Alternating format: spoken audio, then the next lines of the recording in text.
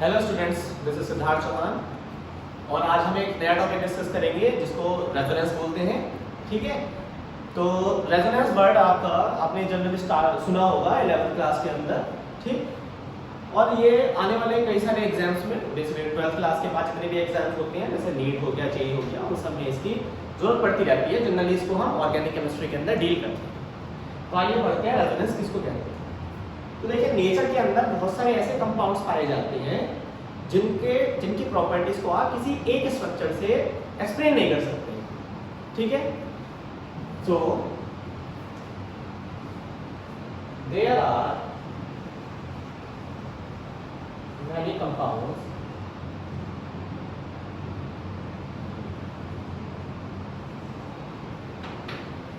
which cannot be represented by a single Lewis structure। उसको आप किसी एक लुईस स्ट्रक्चर से नहीं रिप्रेजेंट कर सकते। तो क्या होना पड़ेगा? such structures are represented by more than one hypothetical structures। hypothetical का मतलब है नॉन रियल, वो एग्जिस्ट नहीं करते, नॉन रियल स्ट्रक्चर है hypothetical structures। ठीक है, तो नेचर में ऐसे बहुत सारे कंपाउंड्स हैं जिनको आप एक लुईस स्ट्रक्चर से रिप्रेजेंट नहीं कर सकते। बहुत सारे और भी स्ट्रक्चर्स आपको बनाने पड़ेंगे। वो सारे स्ट्रक्चर कैसे होंगे? हाइपोथेटिकल, यानी कि नॉन रियल। ठीक है ना? So the phenomena of representation of these hypothetical structures is known as resonance। इसको ही क्या बोलते हैं? रेजोनेंस कहते हैं। मतलब ये जो फिनोमेना है जिससे आप इन सारे नॉन रियल स्ट्रक्चर्स को रिप्रेजेंट करते हैं ना, तो उनको ही क्या बोलते हैं? रेजोनेंस बोलते हैं। एंड these structures, उन स्ट्रक्चर्स को क्या बोलेंगे? these structures are known as resonating structures। resonating structures और canonical structures और contributing structures।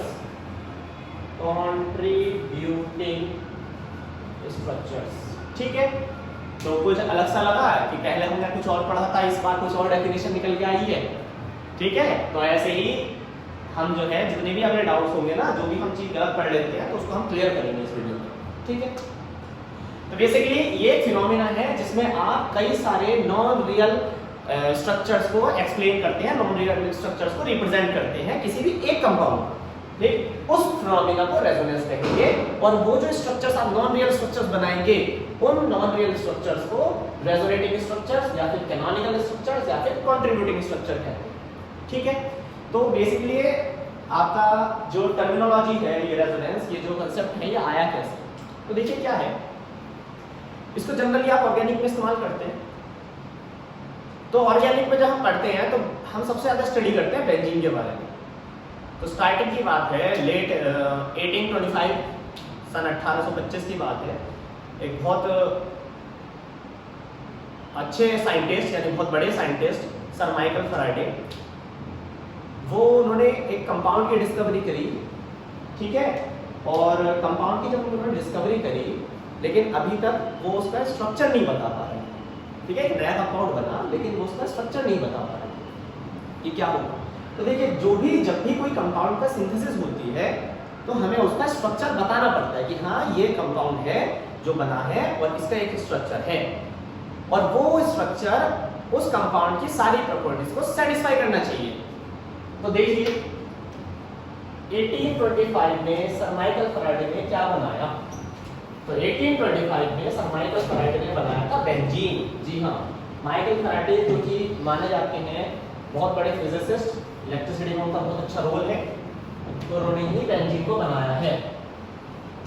तो उन्होंने बेंजीन को बनाया और बेंजीन जब बना लिया तो उसके बाद उसका जो स्ट्रक्चर है उसको क्या स्ट्रक्चर बना के दिखाया, देखो।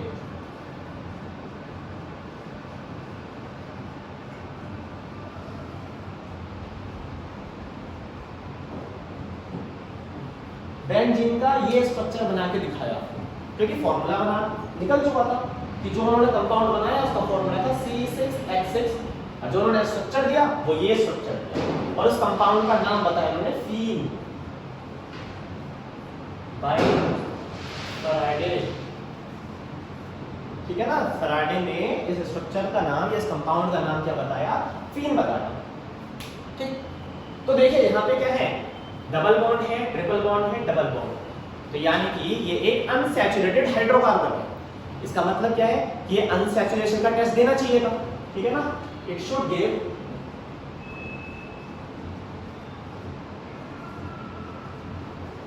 Unsaturation test. लेकिन क्या हुआ, जब उन्होंने अपने कंपाउंड को अनसैचुरेशन का टेस्ट के लिए इस्तेमाल किया तो वो अनसैचुरेशन का टेस्ट दे ही नहीं रहा था। यानी कि जो एक्चुअल में जो कंपाउंड माइकल फैराडे ने बनाया था वो अनसैचुरेशन टेस्ट दे नहीं रहा था, डबल बॉन्ड का टेस्ट नहीं दिया उसने। तो क्या समझ में आया? इस बात से ये पता लगता है कि सही ने जो आपका ये स्ट्रक्चर बताया है उस कंपाउंड का, ये स्ट्रक्चर क्या है? गलत है। ठीक है, तो उस टाइम पे उनके जो रिसर्च स्कॉलर थे, उनके जो स्टूडेंट थे वो थे आपके कैकुले।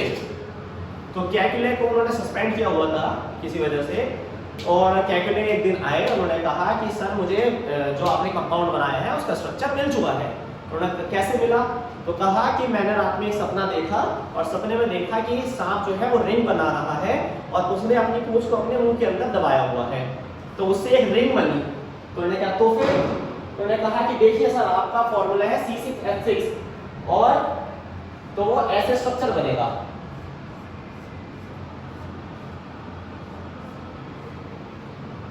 ये डबल बॉन्ड, ये डबल बॉन्ड और ये डबल बॉन्ड और आपका कंपाउंड बन चुका है इस तरह। This is the Kekulé structure of benzene. This is the Kekulé structure of benzene. ये आपका कैकुले स्ट्रक्चर है बेंजीन का। कंपाउंड बनाया माइकल फैराडे ने, लेकिन स्ट्रक्चर किसने बताया? कैकुले ने बताया। तो भाई एक सपना देख के आपने एक स्ट्रक्चर बता दिया तो ये थोड़ा हंसी की बात लगती है, क्योंकि साइंस में क्या होता है, किसी चीज का एविडेंस की बहुत जरूरत होती है।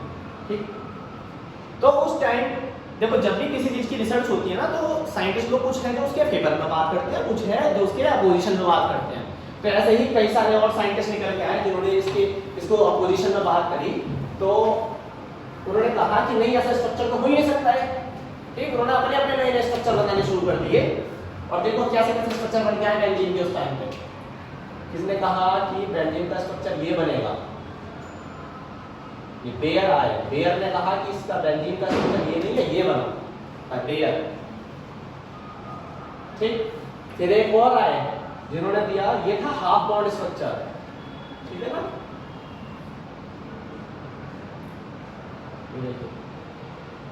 जिसने बताया कि बेंजीन का स्ट्रक्चर ये बेंजीन के स्ट्रक्चर बनाए थे पहले। फिर एक और आए हैं जिन्होंने बेंजीन का कुछ ये स्ट्रक्चर बता के दिखाया है।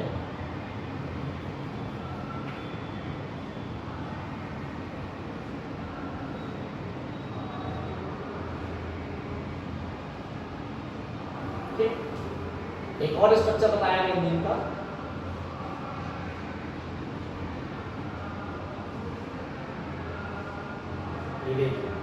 ऐसे ऐसे बहुत सारे स्ट्रक्चर बनने के लिए आए। ये बेंजीन है, ये बेंजीन है, पर क्या इसमें तो कोई बेंजीन है? नहीं है इनमें से कोई बेंजीन।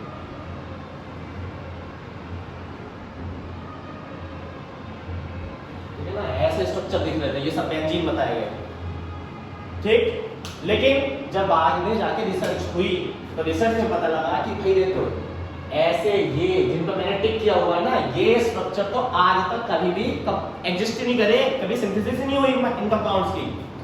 सिर्फ और सिर्फ दो कंपाउंड की सिंथेसिस हो पाई है, एक कंपाउंड है ये और एक कंपाउंड है ये।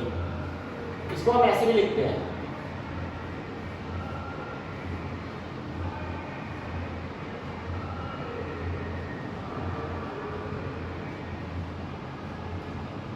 इसको बोलते हैं दीवार बेंजीन, ठीक। और ये कौन सा कंपाउंड है, इसको बोलते हैं प्रिज्मेन, ठीक है ना, इसको बोलते हैं प्रिज्मेन। ये एग्जिस्ट करते हैं लेकिन ये बेंजीन नहीं है। Actually these are the structural isomers of benzene, ये बेंजीन के स्ट्रक्चरल आइसोमर्स हैं, ठीक है ना। चलिए आगे देखते हैं। तो अब बात आती है कि ये रेजोनेंस यहां कैसे आया, बेंजीन से कैसे निकल के आया रेजोनेंस। सो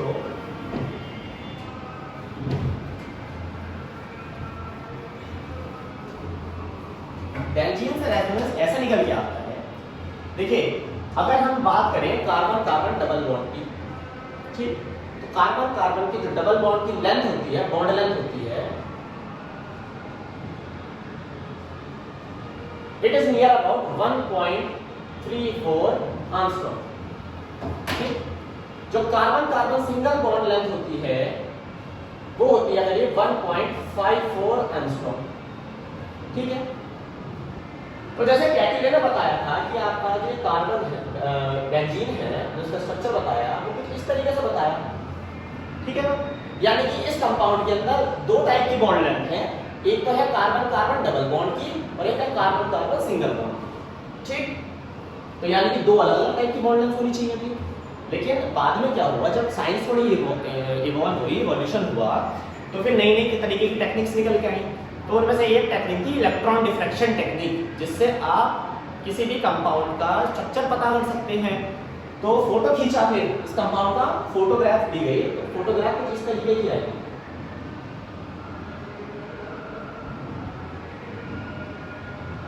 ठीक है। ये आई इस कंपाउंड की फोटोग्राफ।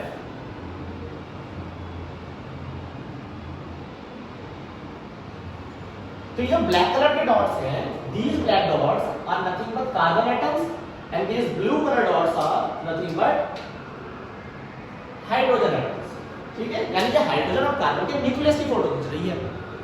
इलेक्ट्रॉन तो आज तक देखा ही नहीं गया, तो इलेक्ट्रॉन की तो फोटो आई, ठीक। तो पता लगा उस टेक्निक से कि हर एक कार्बन और कार्बन के जो बीच की लेंथ है वो बराबर है, ठीक है। और कितनी बराबर है, यानी कि in benzene all the carbon carbon bond are equal, सारी क्या है, बराबर है। और कितनी है, तो बेंजीन में कार्बन कार्बन की जो बॉन्ड लेंथ आती है वो आती है 1.397 एंगस्ट्रॉम।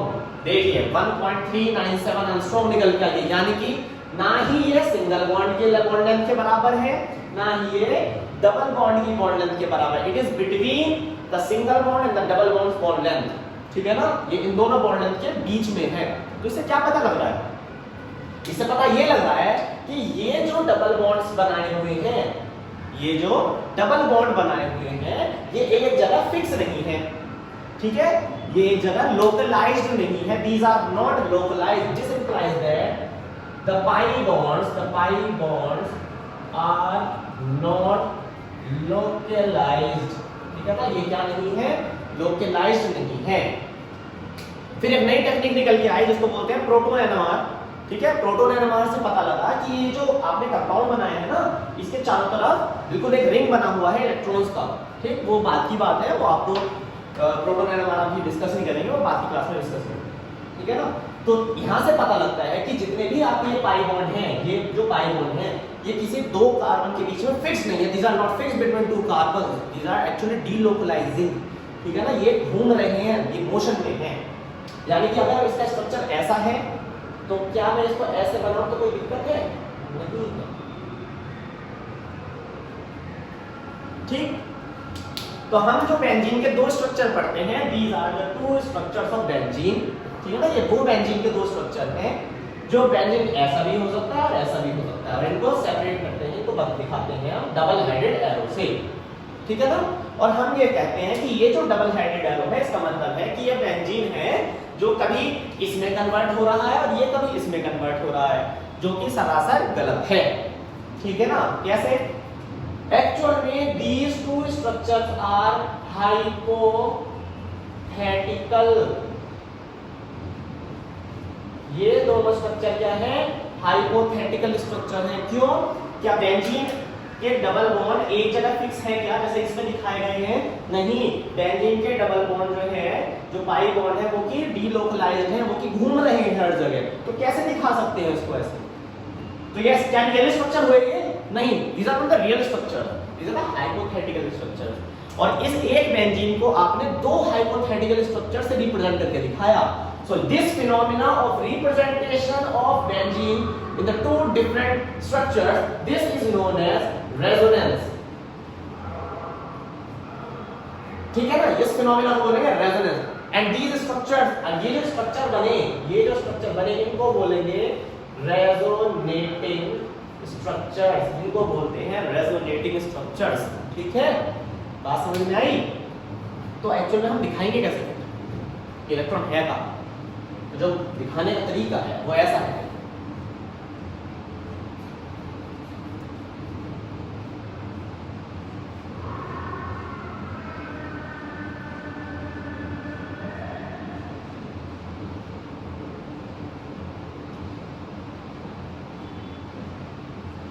ठीक है, उसको हम दिखाते हैं इस तरीके से कि ये जो पाई बॉन्ड है कभी इन दोनों कार्बन के बीच में है, कभी घूम के इन दोनों कार्बन के बीच में आ रहा है। ये हर कार्बन में एटम पे शिफ्ट हो रहा है, तो इसलिए इसको हम थोड़ा सा ऐसे करके दिखा देते हैं, इसमें गोला बना देते हैं। This is known as resonating hybrid, इसको बोलते हैं रेजोनेटिंग हाइब्रिड, ठीक है ना। रेजोनेटिंग हाइब्रिड है। पढ़ाया बताया जाता है कि इन दो स्ट्रक्चर्स को मिला के नया तीसरा स्ट्रक्चर बनाया गया है, जिसको आप रेजोनेटिंग हाइब्रिड बोलेंगे। ऐसा कुछ नहीं है, इनको मिला के नहीं बनाया गया है। और सही बात यह है कि इसको रेजोनेटिंग हाइब्रिड बोलना भी सही नहीं है। This is unfortunate, actually this is unfortunate. आप एक तो इलेक्ट्रॉन की सही लोकेशन बता रहे हैं कि इलेक्ट्रॉन इस जगह पे घूम रहा होगा, ठीक है, इलेक्ट्रॉन इन जगहों पे घूम रहा होगा, ये सिर्फ इस चीज को बता रहा है। ये दोनों तो नॉन रियल स्ट्रक्चर्स हैं। तो एक बात बताइए, इन दो नॉन रियल स्ट्रक्चर्स को जोड़ के असली स्ट्रक्चर थोड़ी बनाया जा सकता है, ठीक है ना। इनको मिक्स, जो चीज एग्जिस्ट ही नहीं कर रही, इनको जोड़ के नया स्ट्रक्चर, असली स्ट्रक्चर कैसे बना सकते हैं? नहीं कर सकते। तो देखिए क्या है, अब बात आती है इस एरो की। इस एरो को बोलते हैं, ये क्या बताता है? इंटर कन्वर्जन, जो कि है गलत। ये इंटर कन्वर्जन को नहीं बताता, ये नहीं बताता है इंटर कन्वर्जन को। ये किसको बताता है? This double-headed arrow represents the boundary conditions. This double-headed arrow represents the boundary conditions. B-O-U-N-D-R, boundary conditions. And what are the boundary conditions? ये boundary conditions क्या है? ये boundary conditions होती हैं कि आपका जो बेंजीन के अंदर जो इलेक्ट्रॉन है ना, जो बेंजीन का इलेक्ट्रॉन है, वो कहां कहां घूम रहा है।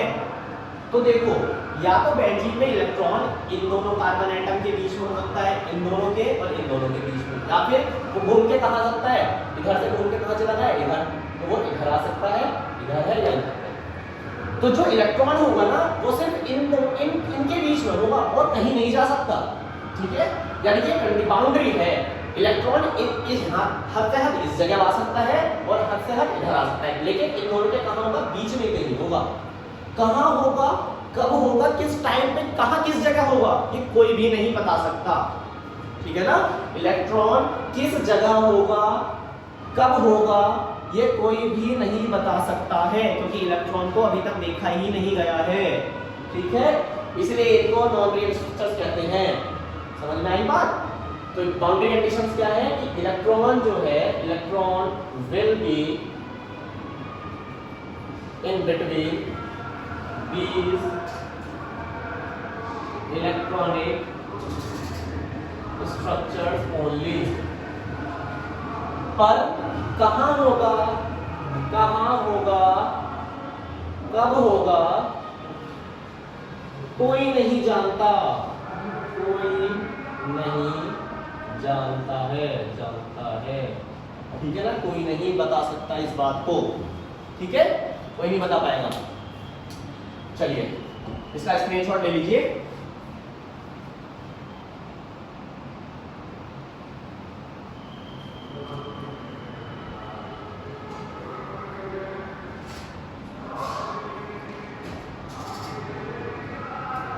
ठीक है, तो अब हम बात करेंगे तो इस चीज को हम बोलेंगे क्या, ये जो इलेक्ट्रॉन इधर से उधर मूव कर रहा है इसको हम कहेंगे क्या? रेजोनेंस तो आपने मना कर दिया कि रेजोनेंस तो कहना ही नहीं है कि रेजोनेंस क्या है। रेजोनेंस तो बस स्ट्रक्चर से रिप्रेजेंटेशन को रेजोनेंस बोलते हैं, ठीक है। रेजोनेंस किसको बोलते हैं? सिर्फ स्ट्रक्चर के रिप्रेजेंटेशन को, एक से ज्यादा non real representations of any structure is known as resonance. तो इसको बोलेंगे क्या? इसका करेक्ट वर्ड है डीलोकलाइजेशन, ठीक है ना। इसका करेक्ट वर्ड क्या है? The correct word is delocalisation, ठीक है ना। इसको बोलते हैं डीलोकलाइजेशन। लोकलाइज का मतलब होता है एक जगह और डीलोकलाइज का मतलब होता है that is not fixed, means it is moving, ठीक है ना। तो डीलोकलाइज हो रहा है, मूव कर रहा है। और जितनी भी देखो, अगर आपने छोटी मोटी बुक पढ़ी होंगी तो उसमें रेजोनेंस वर्ड बहुत फ्रीक्वेंट आपको मिल जाएगा, लेकिन जो अच्छी स्टैंडर्ड्स बुक होती है, जो ऑर्गेनिक की अच्छी बुक्स हैं या किसी भी केमिस्ट्री की अच्छी बुक है, उसमें रेजोनेंस का वर्ड ज़्यादा इस्तेमाल भी नहीं करते। इनफैक्ट एक बहुत अच्छी केमिस्ट्री की बुक है जॉनथन क्लेडन, उसमें कहा गया है कि रेजोनेंस तो एक खराब वर्ड है, असली वर्ड क्या है? डीलोकलाइजेशन है, ठीक है, ठीक है जी। और एक खास बात आपको बताते हैं, रेजोनेंस मोस्टली आप पढ़ेंगे ऑर्गेनिक में, लेकिन जो इसकी स्टार्टिंग है, जो आया था वो आया है ये इनऑर्गेनिक से निकल के, ठीक है ना। कहां से निकल के आया ये? From inorganic chemistry. The mathematical approach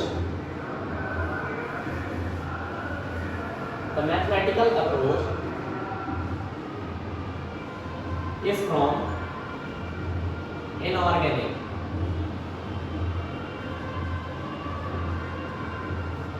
सबसे पहले मैथमेटिकल अप्रोच दी गई है रेजोनेंस की, वो इनऑर्गेनिक केमिस्ट्री में दी गई है। और इनऑर्गेनिक केमिस्ट जो है वो है polling, the father of chemical bonding. Polling ने इसके बारे में बताया है। ऐसे देखो, hydrogen, diatomic hydrogen, diatomic molecule जो है वो इस तरीके से बनाते हैं, एक हाइड्रोजन, कोवलेंट बॉन्ड, हाइड्रोजन। उन्होंने कहा कि इसको आप ऐसे भी रिप्रेजेंट कर सकते हैं। मान लीजिए ये दोनों बॉन्ड, दोनों इलेक्ट्रॉन जो है वो एक हाइड्रोजन पे चले गए, उसमें कुछ बचा ही नहीं, और इसको आप ऐसे भी रिप्रेजेंट कर सकते हैं। तो इस एक मॉलिक्यूल को, डाई हाइड्रोजन के मॉलिक्यूल को आपने कितने तरीके से रिप्रेजेंट किया? 3 तरीके से रिप्रेजेंट किया। और ये सब रिप्रेजेंटेशन क्या है आपके? हाइपोथेटिकल। और इनको क्या बोलेंगे आप? रेजोनेटिंग स्ट्रक्चर्स बोलेंगे। इसको क्या बोलेंगे आप? रेजोनेटिंग स्ट्रक्चर्स बोलेंगे, ठीक है। चलिए आगे बढ़ते हैं।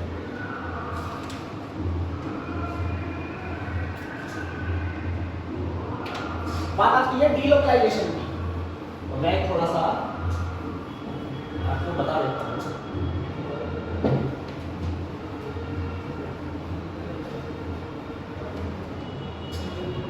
तो ये है आपका रेजोनेंस और यहां है आपका डीलोकलाइजेशन, ठीक है। Resonance versus delocalisation. रेजोनेंस का सीधा सीधा मतलब क्या है? इसका मतलब है, इसका क्या मतलब है?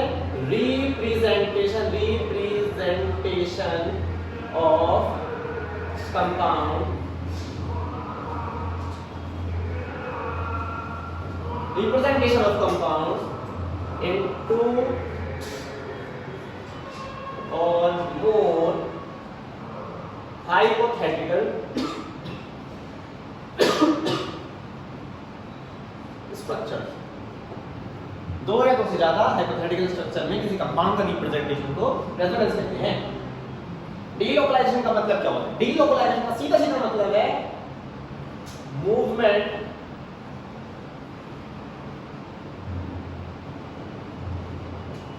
ऑफ इलेक्ट्रॉन्स, ठीक है ना, मूवमेंट ऑफ इलेक्ट्रॉन, इलेक्ट्रॉन के मूवमेंट को डीलोकलाइजेशन कहते हैं, ठीक है ना, इलेक्ट्रॉन के मूवमेंट को डीलोकलाइजेशन कहते हैं, करेक्ट वर्ड डीलो। लेकिन हम उसको क्या पढ़ते थे, हम उसको पढ़ते थे रेजोनेंस के, हाँ इसका कंपाउंड रेजोनेंस हो रही है, ठीक है ना, ऐसे हमने पढ़ा कि यहाँ डबल बॉन्ड है, यहाँ डबल बॉन्ड है, ये शिफ्ट इधर हुआ, ये शिफ्ट इधर हुआ, जिसको बोल दिया resonance. This is actually not resonance, ये है डीलोकलाइजेशन, ठीक है ना, this is what, this is delocalisation, ठीक है, इसको डीलोकलाइजेशन बोलते हैं।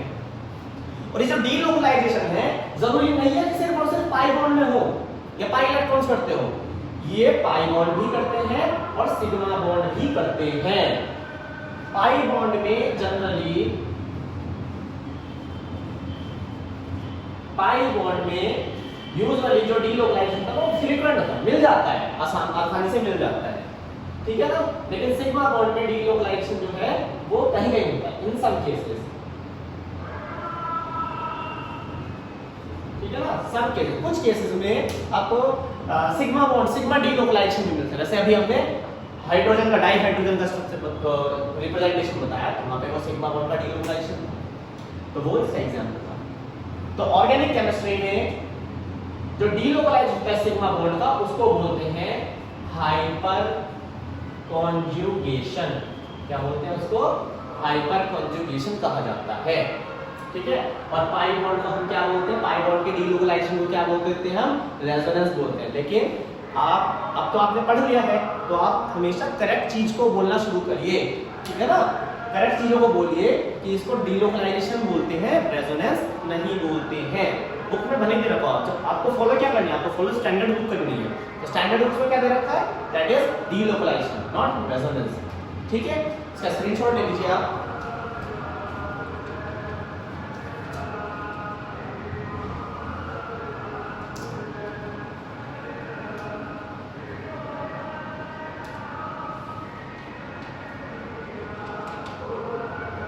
ठीक है, चलिए आगे बढ़ो।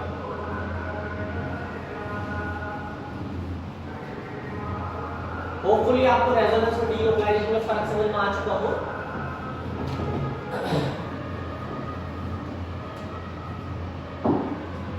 सो डीलोकलाइजेशन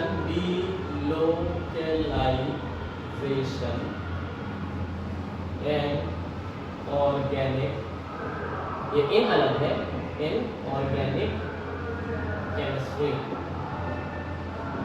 ठीक है ना। इनऑर्गेनिक केमिस्ट्री में डीलोकलाइजेशन के बारे में देखते हैं, देखो कैसे होगा डीलोकलाइजेशन और कंडीशंस क्या है इसमें, ठीक है ना। क्राइटेरिया और डीलोकलाइजेशन,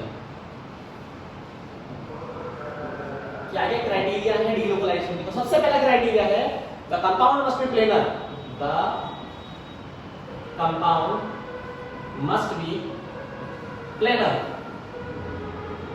तो प्लेन में होना चाहिए, मतलब एक फ्लैट, ऐसा ये बोर्ड है ना एकदम सीधा, बिल्कुल ऐसे प्लेन में, यानी कि sp2 हाइब्रिडाइजेशन, ठीक है ना, sp2 हाइब्रिडाइज होना चाहिए कंपाउंड। दूसरा क्या क्राइटेरिया है? दूसरा क्राइटेरिया है conjugated double bonds, conjugated carbon carbon double bonds या कॉन्जुगेटेड डबल बॉन्ड्स। सिर्फ कार्बन कार्बन डबल बॉन्ड नहीं, कोई भी डबल बॉन्ड हो उसमें आपका डीलोकलाइजेशन जरूर होगा, ठीक है। तो इसलिए आप जैसे ये पढ़ते हैं बेंजीन को, देखो double bond single bond, double bond single bond, double bond single bond, conjugation हुई, तो इसको बोलते हैं कॉन्जुगेशन डबल बॉन्ड का मतलब, कॉन्जुगेटेड डबल बॉन्ड का मतलब होता है alternate carbon carbon double bond and carbon single bond.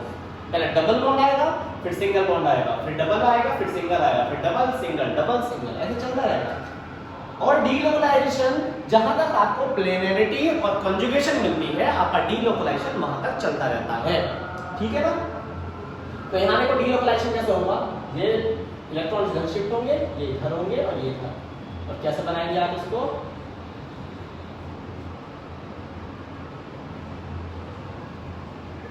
तो these actually are the delocalization, इसको आप क्या बोलेंगे? डीलोकलाइजेशन बोलेंगे, इसको आप डीलोकलाइजेशन बोलते हैं।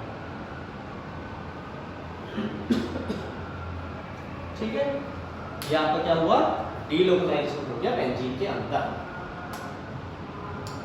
तो ये क्राइटेरिया है कॉन्जुगेशन का या डीलोकलाइजेशन का। तो यहाँ आपने डीलोकलाइजेशन पढ़ लिया।